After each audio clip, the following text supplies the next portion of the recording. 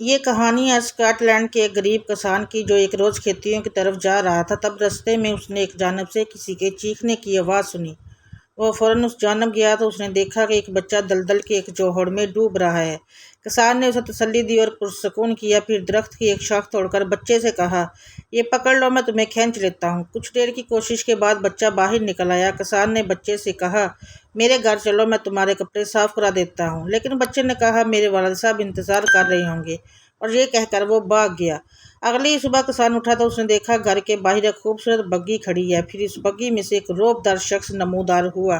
اس نے کسان کا شکریہ ادا کیا اور کہا، میں آپ کو اس کا کیا صلہ دوں، کیونکہ آپ نے میرے بیٹے کی جان بچائی ہے۔ غریب کسان نے کہا، آپ کا شکریہ جناب، میری جگہ کوئی بھی ہوتا تو وہ یہی کرتا، مجھے کسی صلے کی ضرورت نہیں۔ اس رئیس نے بہت اصرار کیا لیکن کسان نے قبول نہ کیا تو جاتے جاتے اس کی نظر کسان کے بیٹے پر پڑی۔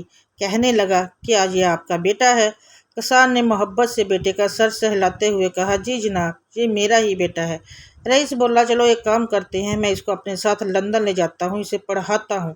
بیٹے کی محبت میں کسان نے وہ پیشکش قبول کر لی۔ اس کا بیٹا لندن چلا گیا، پڑھنے لگا اور اتنا پڑھا کہ دنیا بھر میں مشہور ہو گیا۔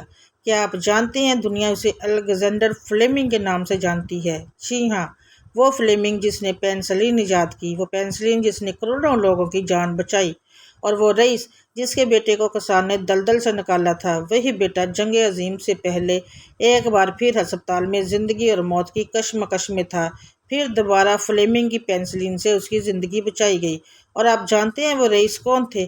وہ رئیس روزولٹ چرچل تھے، اور ان کا بیٹا ونسٹن چرچل تھا۔ وہ چرچل جو جنگ عظیم میں برطانیہ کا وزیر اعظم تھا، اور اس نے کہا تھا، بھلائی کا کام کریں کیونکہ بھلائی پلٹ کر آپ کے پاس ہی آتی ہے۔ بظاہر کسان کی طرف سے کی گئی وہ چھوٹی سی بھلائی تھی، لیکن سوچیں اس سے کتنا فائدہ ہوا۔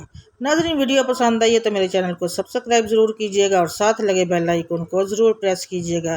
مجھے دیں اجازت، نیکسٹ ویڈیو تک کے لیے اللہ حافظ۔